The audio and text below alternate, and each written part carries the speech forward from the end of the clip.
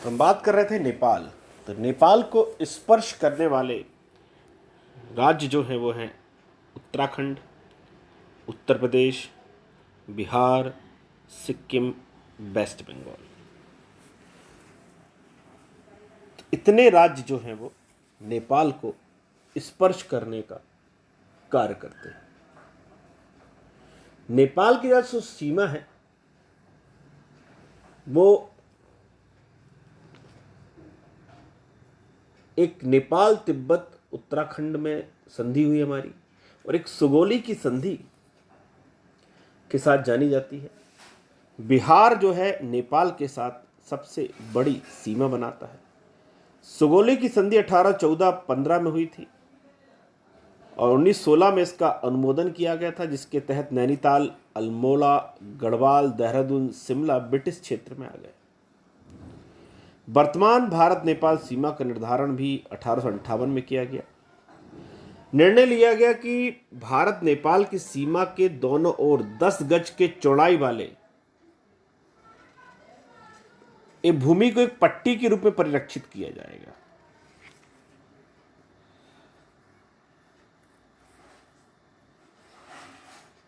खंबे लगाए जाएंगे, शांत क्षेत्र है और विवाद की संभावनाएं काफ़ी कम है, लेकिन वर्तमान में वहाँ पर जो परिवर्तन हुए हैं राजनीतिक रूप से, उसको लेकर भारत और नेपाल के बीच में थोड़ा सा तनाव दिखाई देता है। तो नेपाल जो है हिमालय की तराई में बसा हुआ एक देश है, जिसकी राजधानी काठमांडू है, और यहीं पर आप देखेंगे तो माउंट एवरेस्ट पर भी है, जो नेपाल और चीन की सीमा पर आपको मिलेगा। नेपाल और चीन की सीमा पर मिलेगा आपको।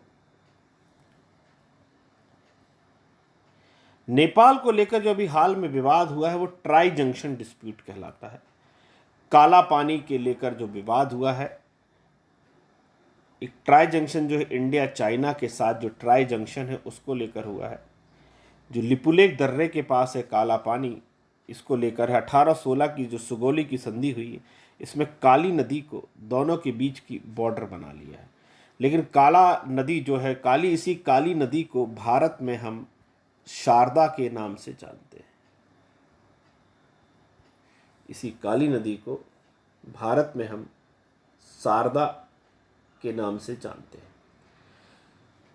काली नदी को लेकर हमारे पास जो डिस्प्यूट है, नेपाल कहता है कि जो काला पानी का पश्चिमी इलाका है वो, क्योंकि काला पानी के उद्गम स्रोत भी अलग अलग हैं, और भारत के लिए मार्ग इसलिए क्योंकि यहाँ से हमारा मानसरोवर का जो मार्ग है वो पास पड़ता है। इसी काला पानी को लेकर, ट्राई जंक्शन को लेकर हाल में ही जो विवाद है, और नेपाल ने अपने यहाँ से संसद में नक्शा पारित कराकर इसको अपने क्षेत्र में शामिल दिखा दिया गया है। अब हम बात करते हैं भूटान की। तो भारत और भूटान के बीच जो सीमा है वो एक हम पर आश्रित देश है भूटान। भूटान के साथ जो लगे हुए राज्य हैं वो है सिक्किम,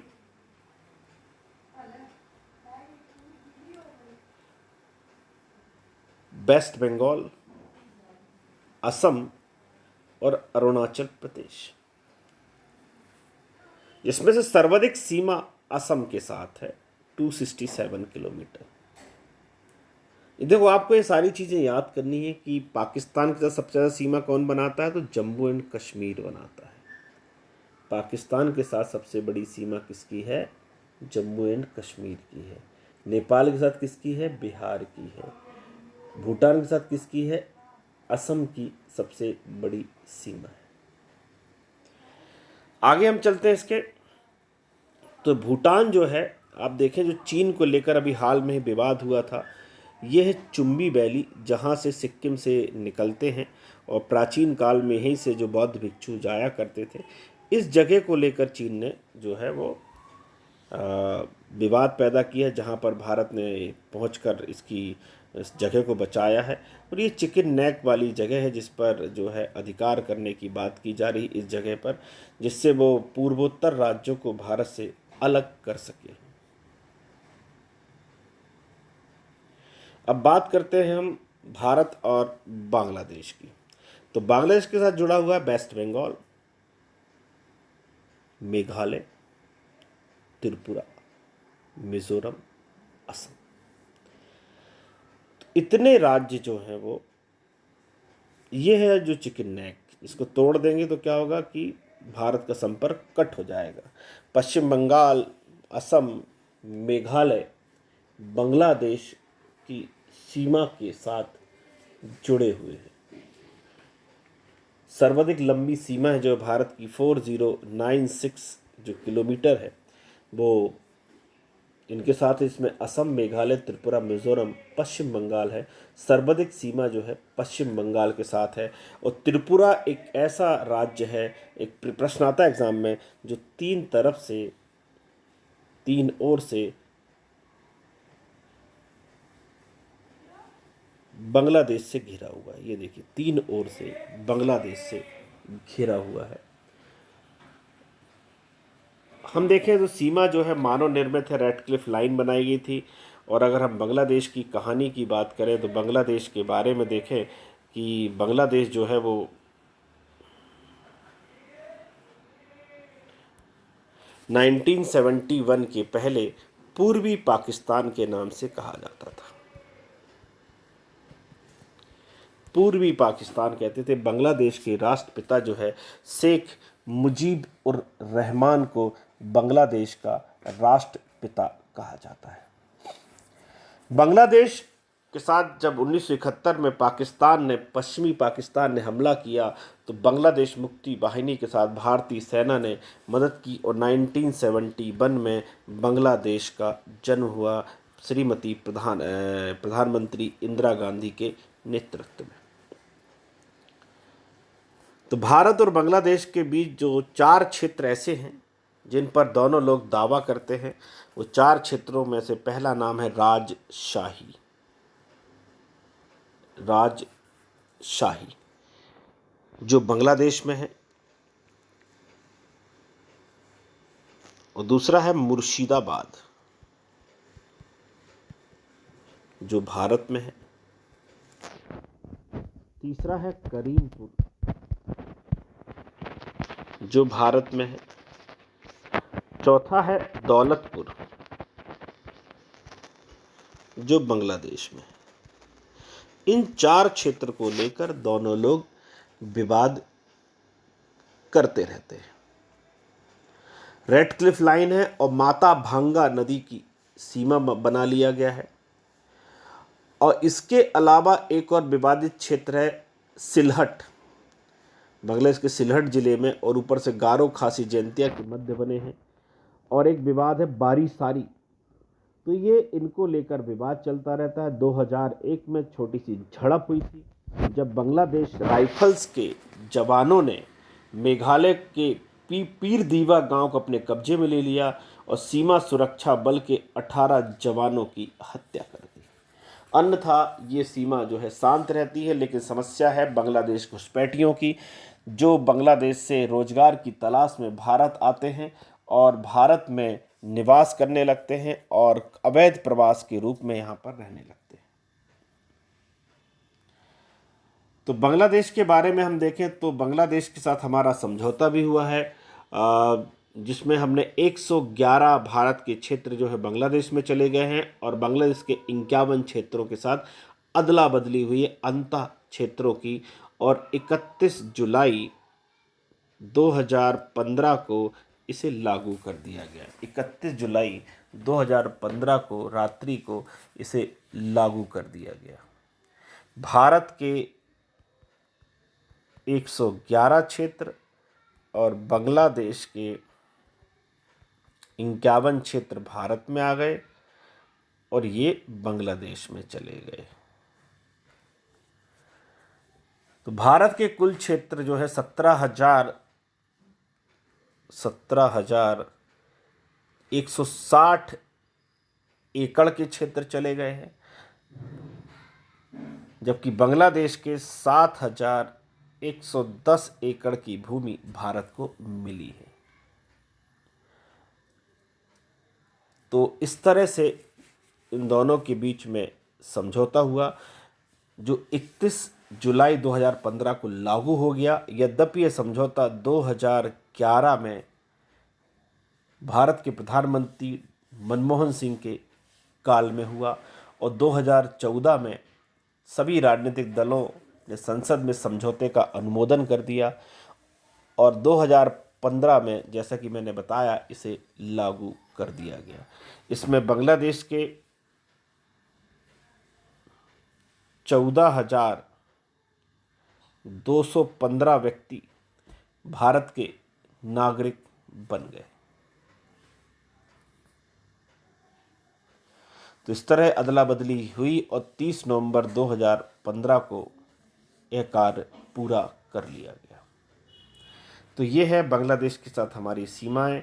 बांग्लादेश को लेकर गंगा नदी जो है उसको लेकर थोड़ा सा विवाद होता है और इसलिए विवाद होता है कि जो फरक्का बैराज है उसमें जल को लेकर, जल छोड़े जाने को लेकर विवाद है। और एक और विवाद है, तीस्ता नदी विवाद है इसको लेकर।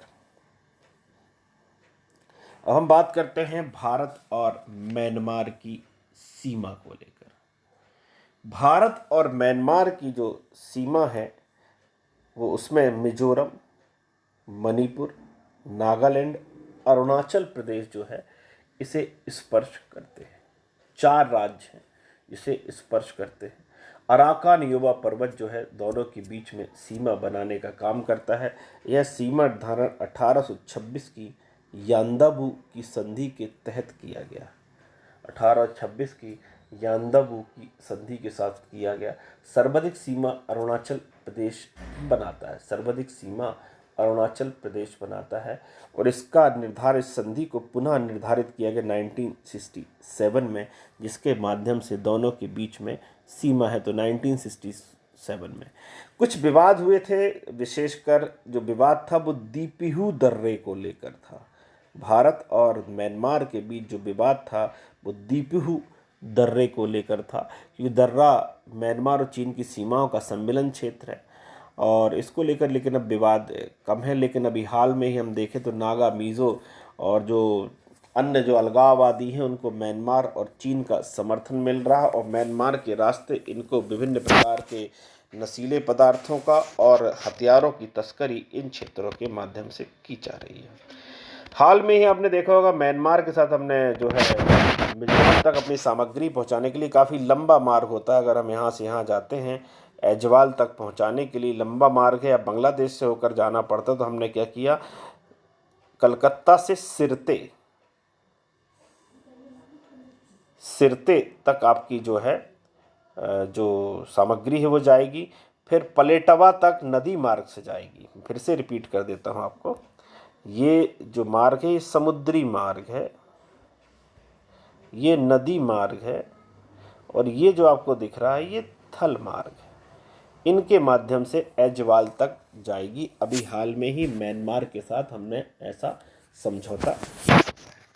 तो भारत से सिरते समुद्री मार्ग से, फिर नदी मार्ग से जाएंगे और नदी मार्ग के बाद से फिर बॉर्डर से होते हुए ऐजवाल तक चली जाएगी। तो ये अभी हमने म्यांमार के साथ समझौता किया हुआ है। साथ ही साथ हम एक और काम कर रहे हैं, म्यांमार से होते हुए एक मार्ग जाएगा दिल्ली से होते हुए ये गुवाहाटी से होते हुए म्यांमार बर्मा तक और बर्मा से बैंकॉक तक जाएगा, जिसे हम ईस्ट कॉरिडोर के नाम से जानेंगे। अब बात करते हैं जल संधि के द्वारा अलग हुए देशों के बारे में जिसके साथ हमारी जलीय सीमा है।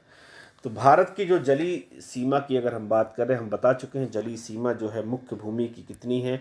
मुख्य भूमि की जिसकी हम बात करें 6100 किलोमीटर है, द्वीपों के साथ मिलाकर 7516.16 किलोमीटर है। तो ये हमारी जलीय सीमा है और हमारी प्रादेशिक जो जलीय सीमा है वो 12 समुद्री मील तक है और हमारा संलग्न क्षेत्र 24 समुद्री मील तक है और हमारा विशिष्ट आर्थिक क्षेत्र एक्सक्लूसिव इकोनॉमिक जोन 200 समुद्री मील तक है। तो जलीय पड़ोसियों की बात करें तो जलीय पड़ोसियों में हमारे सबसे पहले पड़ोसी हैं श्रीलंका, जिनसे प्राचीन काल से संबंध है और यहाँ पर भगवान श्री राम ने जो है राम सेतु का निर्माण किया हुआ था, जो मन्नार की खाड़ी और पाक जलडमरू मध्य के बीच में है। और ये जो है भारत का जो है धनुषकोडी और श्रीलंका का तलई मन्नार सबसे निकट वाली जगह है, सबसे निकट वाली जगह है। दोनों पाक जल संधि द्वारा अलग हैं और पंबन द्वीप पर रामेश्वरम स्थित है और यहीं पर मन्नार की खाड़ी बनी हुई है।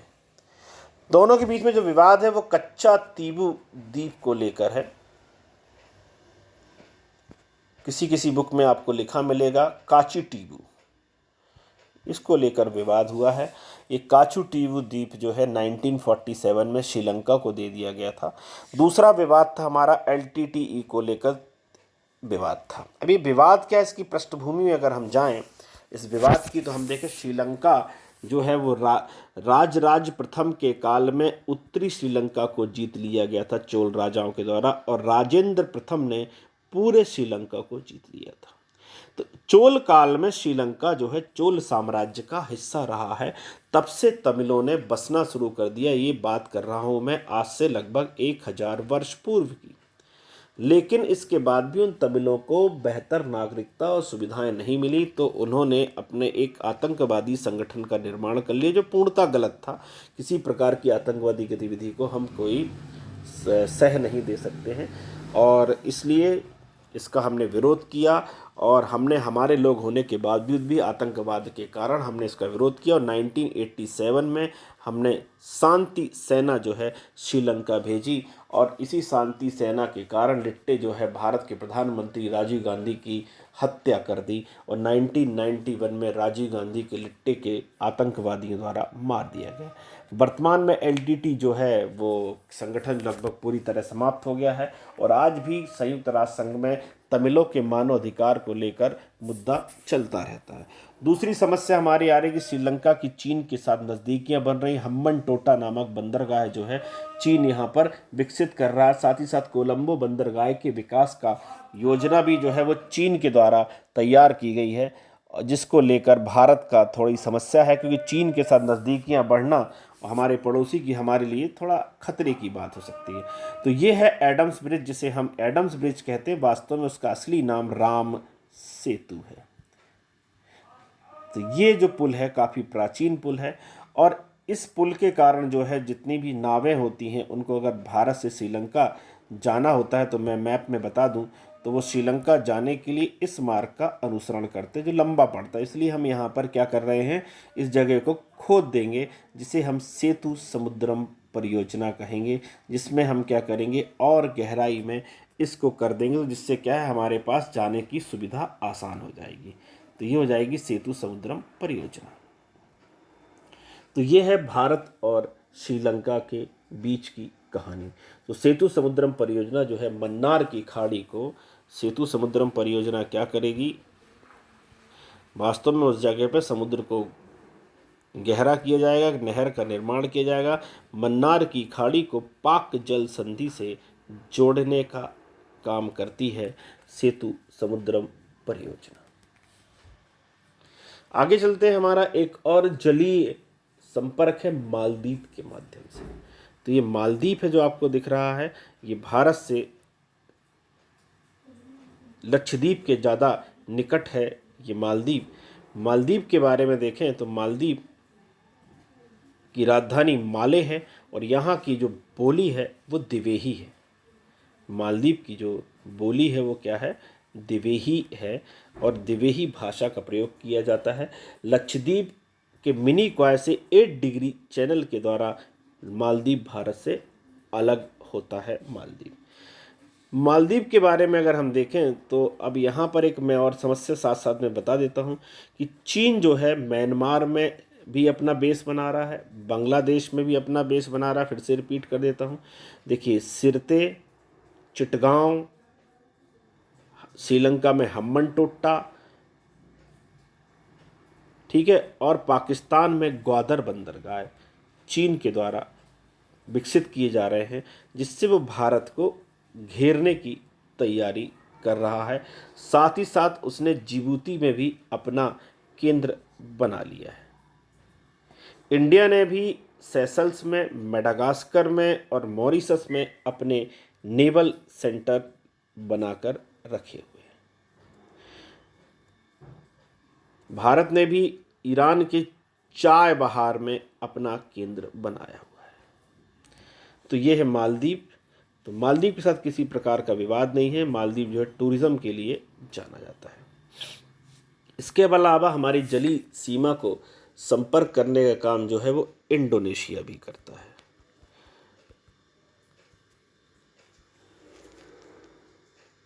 ग्रेट निकोबार और सुमात्रा जो द्वीप है इंडोनेशिया का, उन दोनों के बीच की जलीय सीमा को अलग स्पर्श करते हैं और इसके बीच में जो है वो है ग्रेट चैनल। ग्रेट चैनल के माध्यम से अलग करते हैं। इसके अलावा म्यांमार भी कहीं ना कहीं जलीय सीमा से जुड़ा है। थल के साथ साथ जलीय सीमा में म्यांमार का कोको द्वीप अंडमान के सबसे पास है और दोनों को अलग करने का काम कोको चैनल करता है। दोनों को अलग करने का काम कोको चैनल करता है।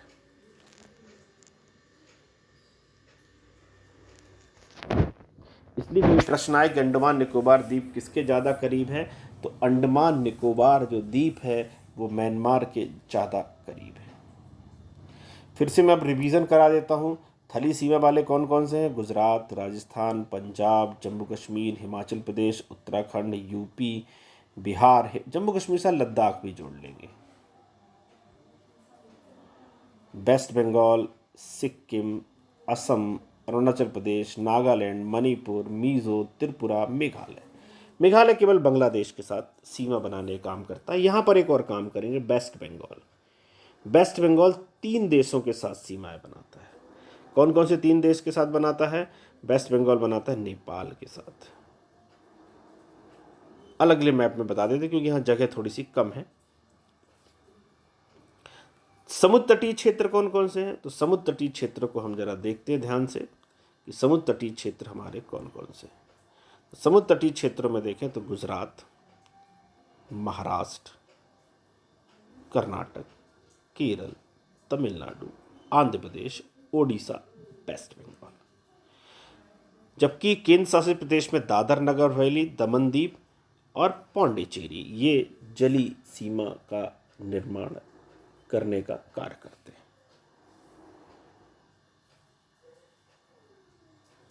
इसके अलावा फिर से रिवाइज कर लेते हैं। जो अंतःस्थलीय वो है हरियाणा, मध्य प्रदेश, छत्तीसगढ़, झारखंड और तेलंगाना। एक ऐसे राज्य हैं 5 जो ना किसी अंतर्राष्ट्रीय सीमा को छूते हैं ना किसी जलीय सीमा को छूते हैं। तो कौन कौन से हो जाते हैं? हरियाणा, मध्य प्रदेश, छत्तीसगढ़,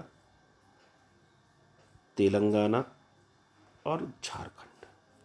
ये 5 राज्य हैं जो केंद्र शासित प्रदेशों की बात करें तो चंडीगढ़ और दिल्ली भी किसी अंतर्राष्ट्रीय सीमा को नहीं छूते और ना ही किसी समुद्र को स्पर्श करते हैं। आगे महत्वपूर्ण बिंदुओं पर अगर हम बात करें तो फिर से बता दें तो वेस्ट बंगाल 3 देशों को स्पर्श करता है, नेपाल,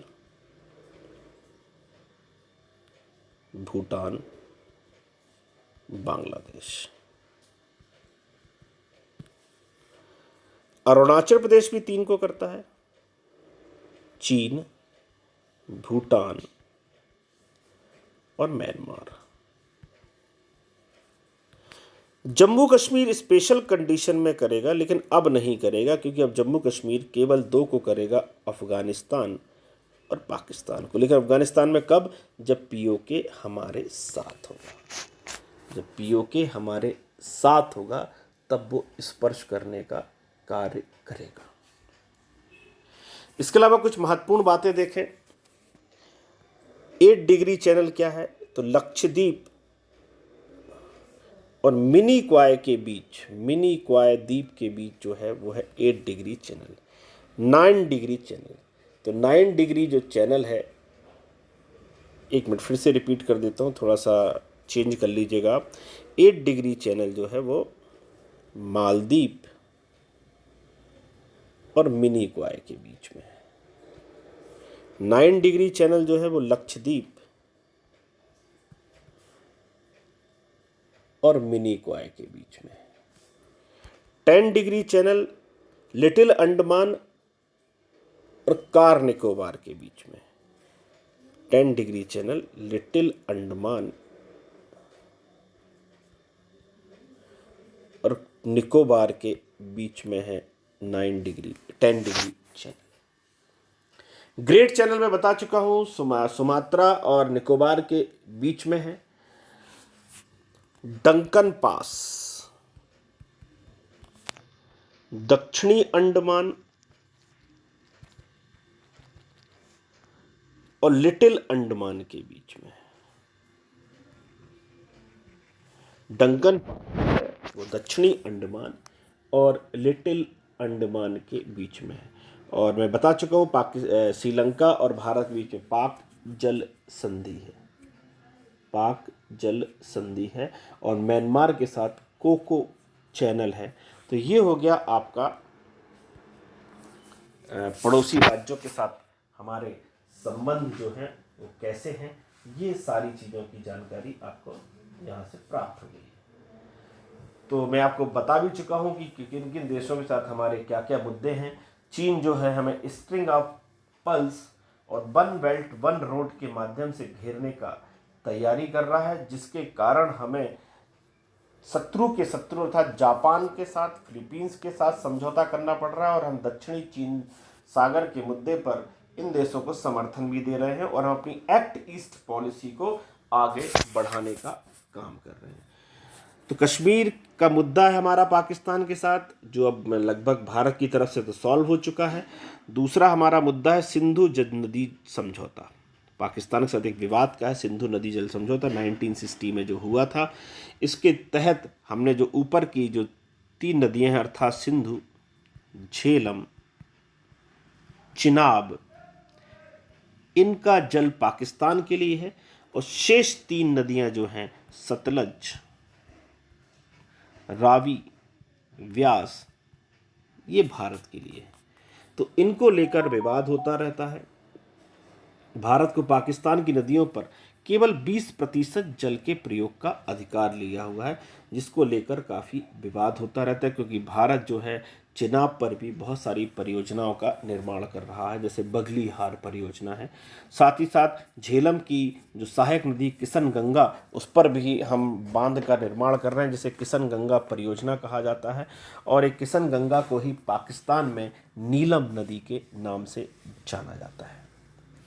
एक और विवाद है हमारा पाकिस्तान के साथ जो आतंकवाद को लेकर, जो आप सबको पता है कि आतंकवाद को लेकर हमने सर्जिकल स्ट्राइक की और एयर स्ट्राइक की। इसके अलावा एक और समस्या हमारी CPEC, China Pakistan economic corridor, जो चीन के सिंजियांग प्रांत को ग्वादर बंदरगाह, अभी मैंने आपको ग्वादर का चित्र दिखा तो उसको जोड़ेगा, लेकिन समस्या ये है कि ये POK से गुजर रहा है। इसको लेकर भारत की आपत्ति है, इसको लेकर भारत की आपत्ति है। ग्वादर बंदरगाह से माध्यम से जो चाइना है वो लाल सागर तक, ईरान तक पहुंच बना लेगा और यूरोपीय देशों को जो है आसानी से जुड़ जाएगा। इसके अलावा मैंने आपको बताया था सियाचिन को लेकर विवाद है। तो 1984 में भारत ने ऑपरेशन मेघदूत चलाया और सियाचिन ग्लेशियर पर अधिकार कर लिया। तो ये कुछ विवादित मुद्दे हैं जो लगातार चलते रहते हैं भारत और पाकिस्तान के बीच की अगर हम बात करें।